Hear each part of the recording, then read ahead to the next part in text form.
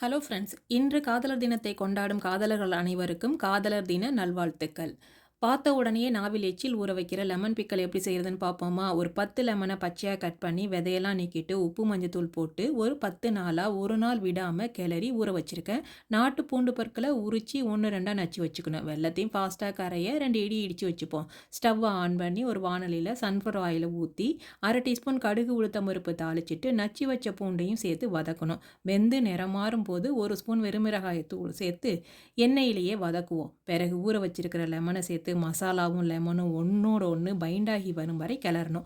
2 பேரும் ஒன்றா சேர்ந்து கலந்து வந்த பிறகு இடித்து வச்ச வெல்லம் இன்னும் கொஞ்சம் எண்ணெய் ஊற்றி நல்லா கிளறுன்னு கிளறி டேஸ்ட்டு பார்த்து உப்பு காரம் புளியெல்லாம் சரியாக இருக்கான்னு செக் பண்ணி பார்த்துக்கோங்க.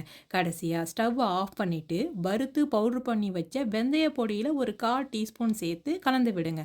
அவ்வளவுதான், அருமையான டேஸ்ட்டில் லெமன் ஊறுகாய் ரெடி.